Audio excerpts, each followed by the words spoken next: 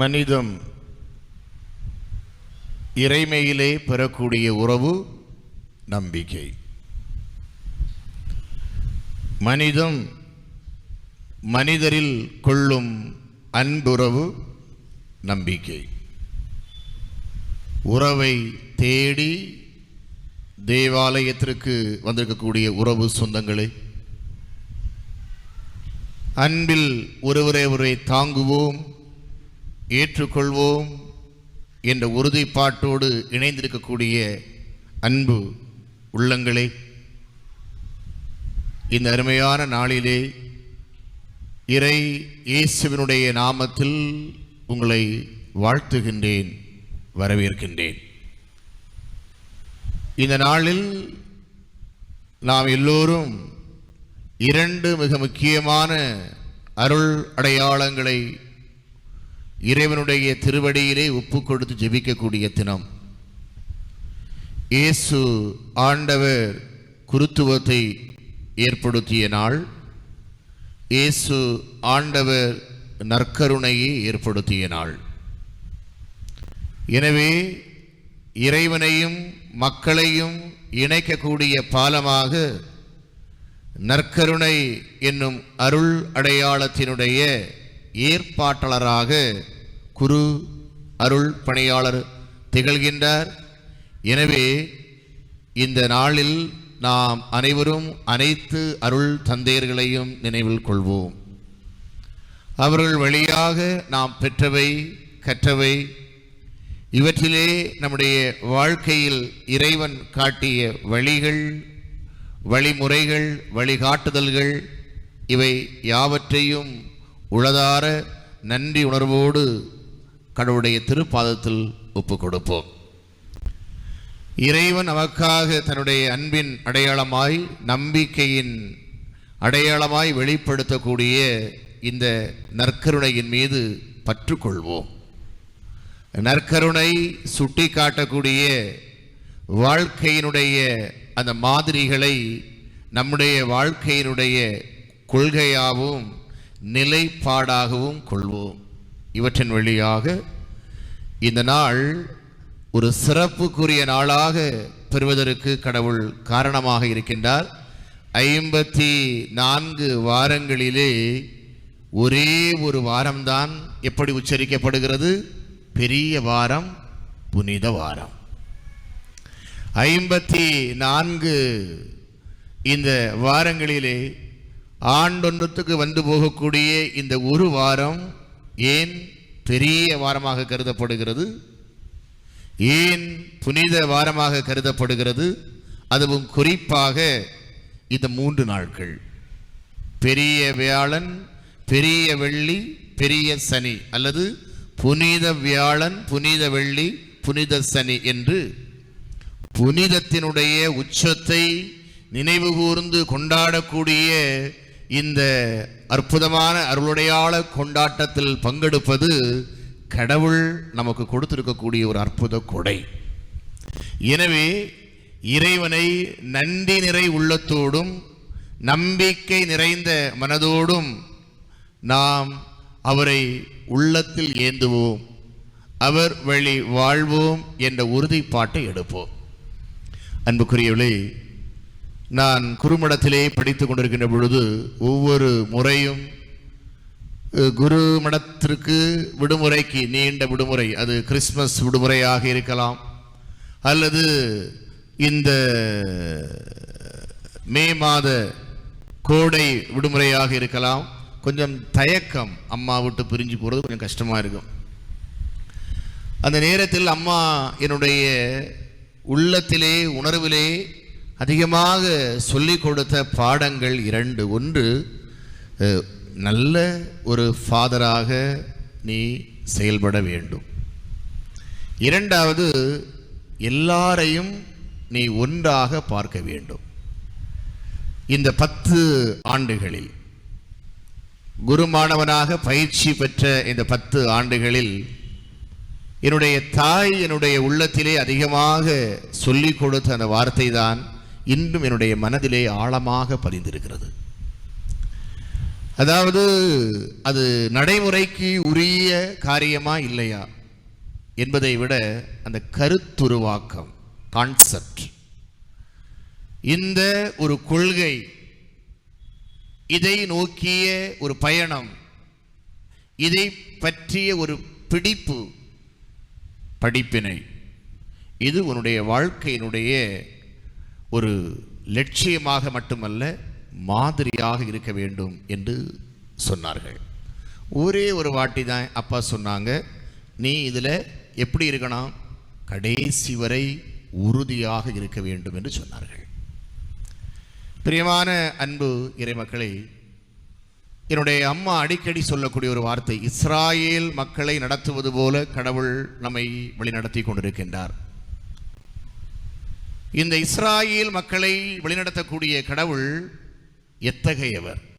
இன்றைய முதல் வாசகத்தில் நாம் வாசிக்க கேட்டோம். இறைவன் இந்த உலகிலே பார்வோனுடைய அடிமை தலத்திலிருந்து நம்மை மீட்பதற்காக செங்கடலை இரண்டாக பிரித்து கட்டாந்தரையிலே இந்த மக்களை நடந்து கடந்து போகக்கூடிய ஒரு பாதையை உருவாக்கி கொடுக்கின்றார். கடவுள் நம் வாழ்வின் பாதையாக இருக்கின்றார். எனவே தண்ணீர் நம்மை மூழ்கி அடித்துவிடும், தண்ணீர் நம்மை கடந்து போக விடாமல் செய்துவிடும் என்ற ஒரு அச்சத்தை கடவுள் இஸ்ராயேல் மக்களுக்கு போக்குகின்றார். அடிமை தலைகளிலிருந்து அவர்கள் கடந்து செல்ல வழிவகை செய்கின்றார். அவர்கள் விடுதலை பெற்று புது வாழ்வு பெற அது துணையாக இருக்கின்றது. பல நேரங்களில் நாம் பல காரியங்களில் அடிமைப்பட்டு கிடக்கின்றோம். நம்முடைய கடவுளுடைய திட்டமும் தீர்மானமும் அவருடைய எண்ணமும் திருவிழமும் அடிமைப்படுத்துவது அல்ல, வழிகாட்டுவது.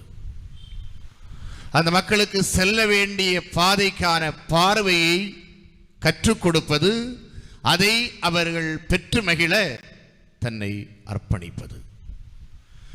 எனவேதான் பழைய ஏற்பாட்டு புத்தகத்திலே மிக முக்கியமான புத்தகமாக இந்த விடுதலை பயண புத்தகம் நூல் நமக்கு தென்படுகின்றது. எனவேதான் இந்த புத்தகத்தினுடைய மைய நாயகனாக இருக்கக்கூடிய மோய்சன் பழைய ஏற்பாட்டினுடைய தலை சிறந்த இறைவாக்கினராக மக்களால் போற்றப்படுகின்றார்கள். ஏனெனில் கடவுளுடைய அனுபவத்தை அவர் வழியாக மக்கள் தங்களுடைய வாழ்க்கையிலே உணர்ந்தார்கள், பெற்றார்கள். ஆகவே மோய்சன் தன்னுடைய வாழ்க்கையில் மறக்க முடியாத ஒரு மனிதராக அவருடைய முன் தோன்றுகின்றார்.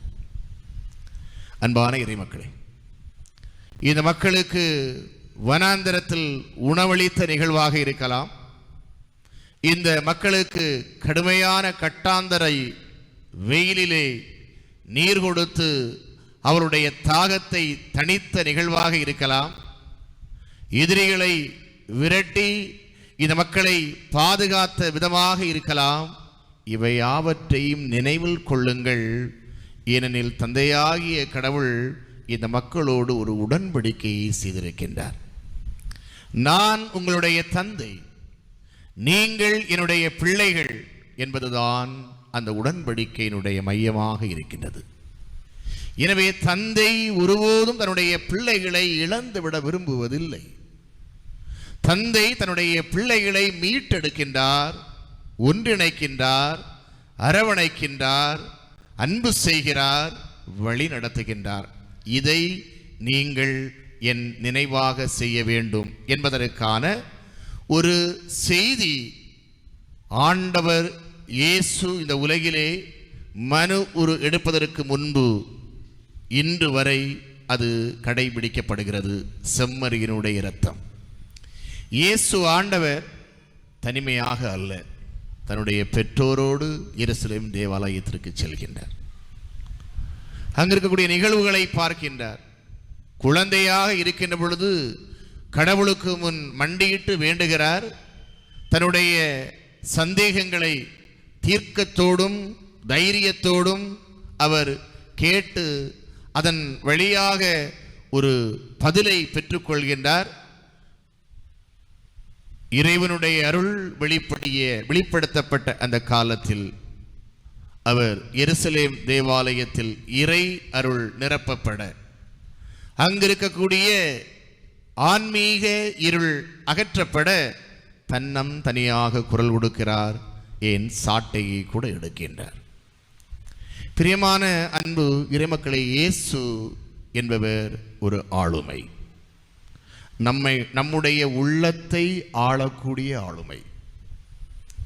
இந்த ஆளுமை எந்த மனிதனுடைய வாழ்வில் பற்றி கொள்கிறதோ அவர்கள் இயேசுவினுடைய மனநிலையோடு தங்களை அர்ப்பணிக்கின்றார்கள். எனவேதான் பழைய ஏற்பாட்டில் ஒரு வயதிற்கு உட்பட்ட செம்மறி ஆட்டினுடைய இரத்தம் அந்த தலை வாசலிலே தெளிக்கப்படுகின்ற பொழுதும் கசப்பா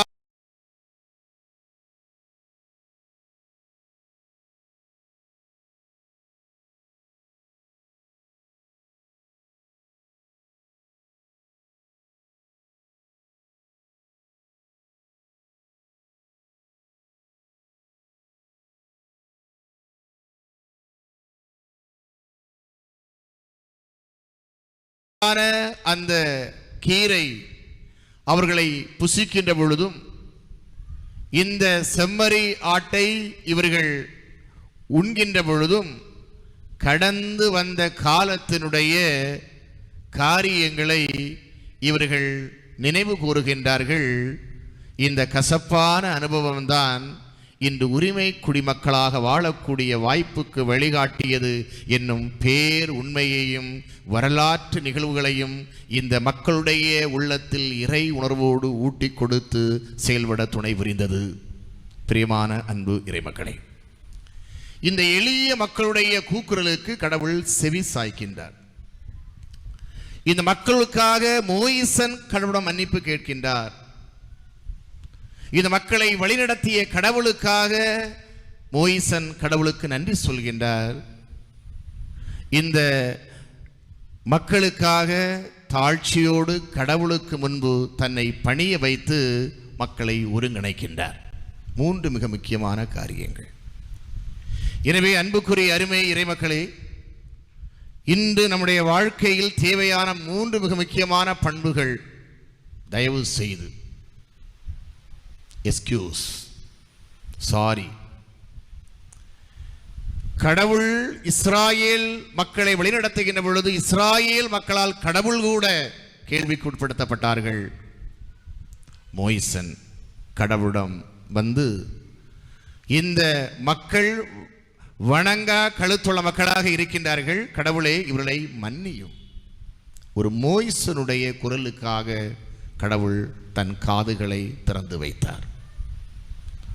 இந்த மக்களுடைய அழுகுரலை கண்ட கடவுள், இந்த மக்களுடைய அபய குரலை கேட்ட கடவுள், இந்த மக்களுடைய இயலாமை என்னும் அடிமைத்தனத்தை காணக்கூடிய கடவுள் ஒரு காலகட்டத்தில் கடவுளையே இவர்கள் மறுக்கக்கூடிய சூழ்நிலை வருகின்ற பொழுதும் தயவு செய்து கடவுளே இவர்களை மன்னியும் என்று கடவுளை பார்த்து விரும்பி கேட்ட பொழுது கடவுள் மன்னித்து ஏற்றுக்கொண்டு அவர்களுக்கு புது வாழ்வு அளிக்கக்கூடிய ஒவ்வொரு தருணத்திலும் மோயிசன் கடவுளுக்கு நன்றி கூறுகிறார். கடவுளுடைய உடனிருப்பை ஒவ்வொரு நாளும் அவர் உணர்ந்து கொள்கின்றார். பிரியமான அன்பு இறைமக்களே, இதனுடைய ஒரு நிறைவுதான் இந்த இரவு உணவு நிகழ்வு. இயேசுனுடைய பணிவாழ்வில் பல்வேறு விதமான மக்கள் கூட இருந்தார்கள். இறைமகன் இயேசு செய்த அதிசயங்களில் மிக முக்கியமான அதிசயம் 12 திருத்தூதர்களும் 12 விதம் இவர்களை ஒருங்கிணைத்து ஒரு அண்டையில் இவர்களை வழிநடத்திய ஆண்டவருடைய அந்த பணி பாங்குதான் இயேசு ஆண்டவர் செய்த அதிசயங்களிலே முதன்மை ஆனவை. எனவே தீவிரவாதி என்று அறியப்படக்கூடியவர்களும் மிதவாதி என்று அறியப்படக்கூடியவர்களும் இதற்கும் கேள்வி கேட்கக்கூடியவர்களும் இயேசுவை காட்டி கொடுத்தவர்களும் இயேசுவை மறுதலித்தவர்களும் இயேசுவிடம் பாசாங்கு காட்டக்கூடிய மனிதர்கள் என்றும் பல்வேறு விதமான மனிதர்களுடைய மனநிலையை ஆளுமையை கடவுள் தன்னோடு உடன் வைத்து பயணித்தவர். ஆனால் இந்த கடவுள் நமக்கு தரக்கூடிய செய்தி, ஒரு சில மனிதர்களை கடவுளால் கூட காப்பாற்ற முடியாது. அதற்கு ஒரு சிறந்த உதாரணம்தான் யூதாஸ். இயேசு ஆண்டவர் பயணித்த அந்த பணிக்குழுவிலே யூதாஸ் என்பவர் பொருளாளர். இயேசு என்னும் ஆளுமை தரக்கூடிய உயர் மதிப்பீடுகளை விட அவர் மிக அதிகமாக கவனம் செலுத்தியது பணத்தின் மீது மட்டும். ஆகவே கடவுளை விட அவன் பணத்தை நேசித்தான். அவனை கடவுளால் கூட மீட்டெடுக்க முடியவில்லை. எனவே இந்த உலகில் வாழக்கூடிய மனிதர்கள் பல நேரங்களில் சின்ன சின்ன காரியங்களில் முரண்டு பிடிக்கலாம், ஆணவத்தோடு இருக்கலாம், விட்டு கொடுக்காமல் இருக்கலாம், மன்னிக்காமல் இருக்கலாம். கடவுள் கூட காப்பாற்ற முடியாது என்ற செய்தியைத்தான் இது நமக்கு கொடுக்கின்றது. ஆகவே இந்த நாளில் கடவுள் மனிதர்கள் என்ன மல்லையோடு இருக்கிறார் என்பதை கடவுள் இனம் கண்டுகொள்ள விரும்பவில்லை. ஆனால் எப்போதும் தன்னை தேடி வரக்கூடிய மக்களை தன்னுடைய அருகில் வைத்து வழிநடத்த கடவுள் விரும்புகிறார்.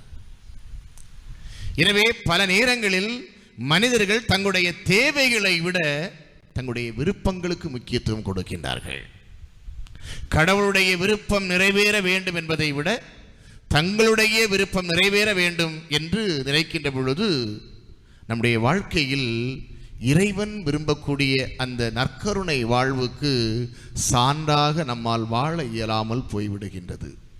எனவேதான் அன்புக்குரிய சகோதர சகோதரிகளே, இந்த நற்கருணையோடு ஒரு மனிதன், அது பொது பணி செய்யக்கூடிய பணிக்குருத்துவமாக இருக்கலாம், அல்லது பொதுநிலையாக இருக்கக்கூடிய அந்த பொது குருத்துவமாக இருக்கலாம்.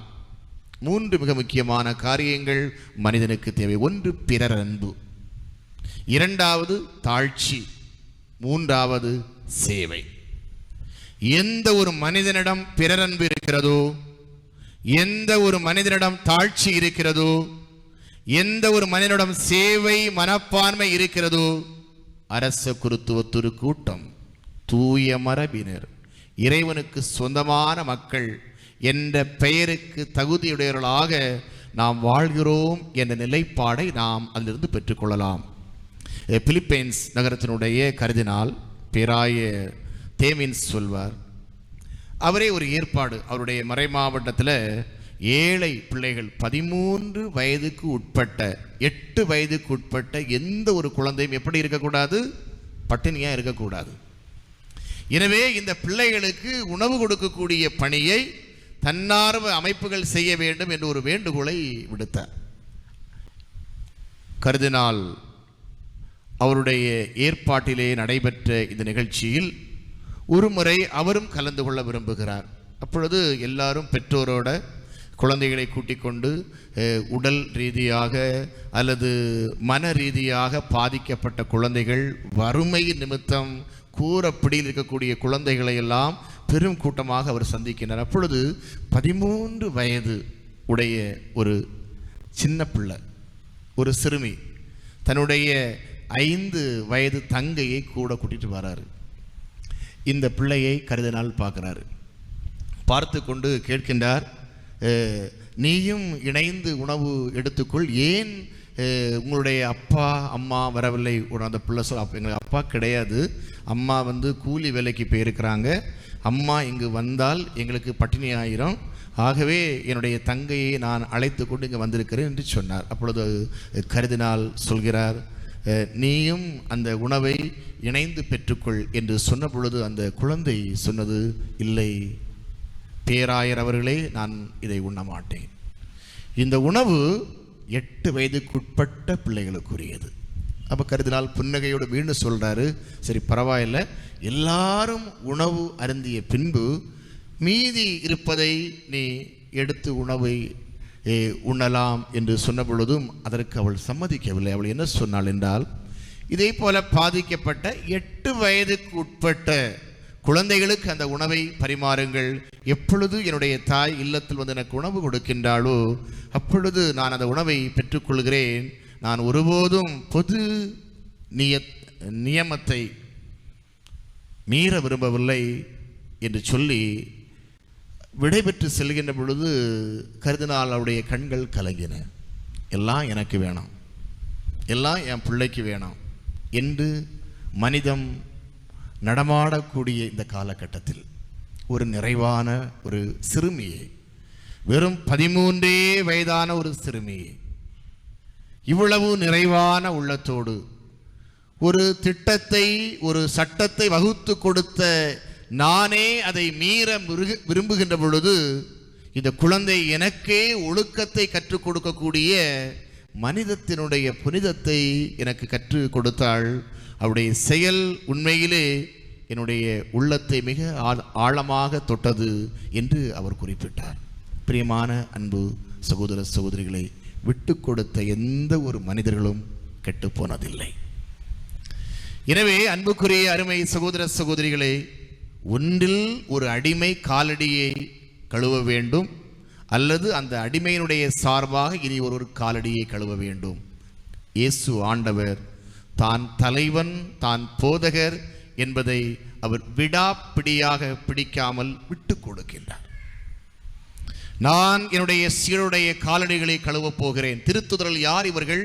கல்லும் முள்ளும் நிறைந்த அந்த வனாந்தரத்திலே பால நிலையத்திலே பயணித்து இறைப்பணி செய்யக்கூடிய தூதர்களுடைய காலடிகள், அழுக்கு படிந்த அந்த காலடிகளை ஒரு அடிமையினுடைய கோலத்தை ஏற்று தலைமகன் இயேசு அந்த தொண்டை ஆற்றுகின்ற பொழுது இதை என் நினைவாக செய்யுங்கள் என்கின்றார்.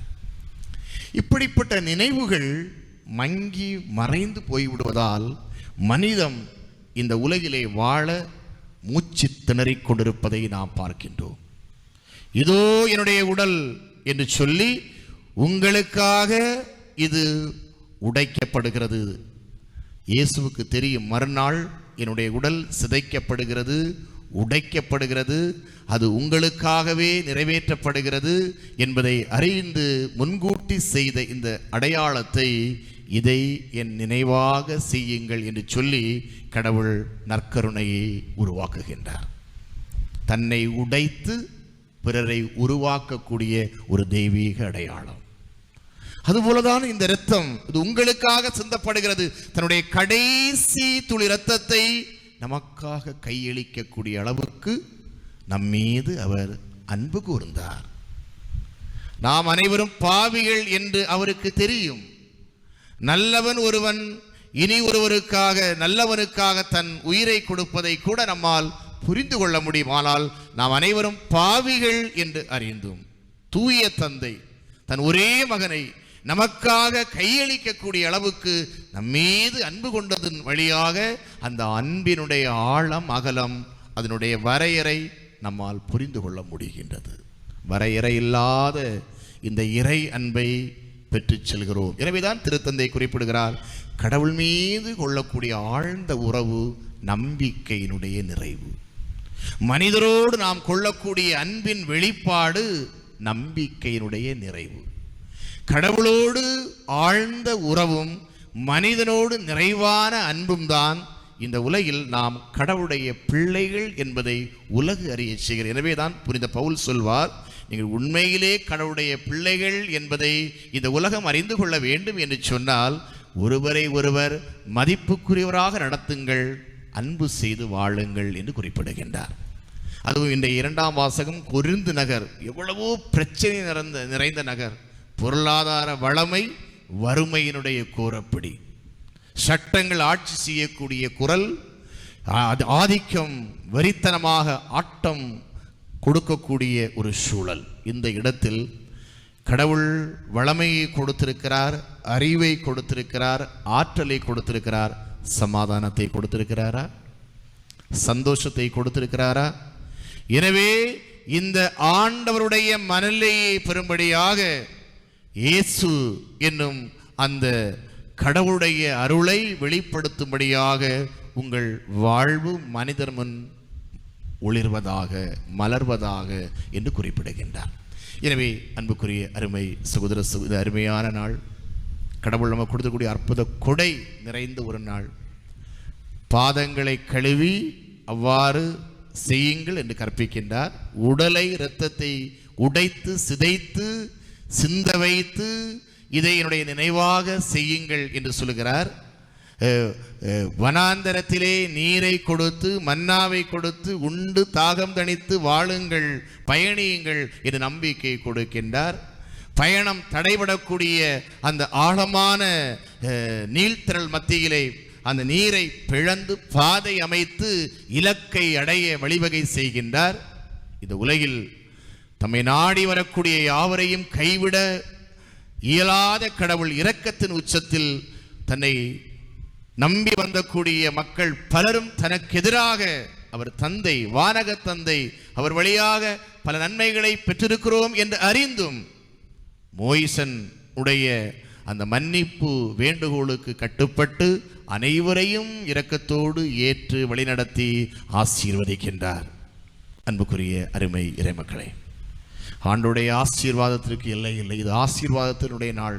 தன்னை உடைத்து வாழ்வு கொடுத்த அந்த ஆசீர்வாதம் நம்முடைய குடும்பத்தில் கூட நான் இப்போவும் சொல்லுவேன், எங்கள் அம்மா எங்கள் குடும்பத்தில் தன்னை உடைத்து எங்களுடைய குடும்பத்துக்கு உயிர் கொடுத்தவர்கள். எங்களுடைய அப்பா இந்த சமூகத்திலே திருச்சபையிலே தன்னை முழுமையாக உடைத்து பொது வாழ்வுக்கு வாழ்வு கொடுத்த ஒரு சாமானிய மனிதர்கள். இவரிடமிருந்து பெறக்கூடிய அந்த உயிர் ஊற்று பல நேரங்களில் தேவாலய செயல்பாடு வழியாகவும் திருவிவிலியத்தை எடுத்து வாசிப்பதன் வழியாகவும் திருத்தலங்களில் சென்று சந்திப்பதன் வழியாகவும் மட்டும் நிறைவேறாது. எனவேதான் திருத்தந்தை சொல்கிறார், இவை எல்லாம் நம்பிக்கை வாழ்வுக்கான கரு. இவற்றை எந்த ஒரு மனிதன் தன்னுடைய வாழ்க்கையிலே வெளிப்படுத்துகிறானோ அங்குதான் நாம் இயேசு என்ற நம்பிக்கையை பிறக்கச் செய்கின்றோம். எனவே இந்த தேவாலயத்தில் நடக்கக்கூடிய நிகழ்ச்சி எல்லாம் நம்பிக்கை வாழ்வுக்கான கருக்கள். இதற்கு உயிர் கொடுப்பதும் இதை பிறக்கச் செய்வதும் நமது கடமை. இந்த புனிதமான நாளில் கடவுளுடைய அன்பை, அருள் பெருக்கை ஆசீர்வாதமாக பெற்றுக்கொள்ள மன நிறைவோடு உறுதி எடுப்போம். வாழ்க்கையை நிறைவாக வாழ தாழ்ச்சியோடும் பிறர் அன்போடும் சேவை மனப்பான்மையோடும் நம்முடைய வாழ்க்கையை அர்ப்பணிப்போம். இறைவனுடைய ஆசீர்வாதம் எல்லோருக்கும் உண்டு. ஆகவே எல்லோரையும் அன்பு செய்வோம். அதற்கு கடவுளோடு ஆழ்ந்த உறவை கொள்வோம். இறைவன் விரும்பும் சமாதானம் நம் உள்ளங்களில், நம் இல்லங்களில் அவனை முழுவதும் போர் மேகம் கவ்விக்கொள்ளக்கூடிய சூழலில் எல்லா நாடுகளிலும் கிடைக்க அருள் வேண்டுவோம். இறைவன் நம்மையும் ஒவ்வொருவரையும் ஆசீர்வதித்து காப்பாராக. ஆமென்.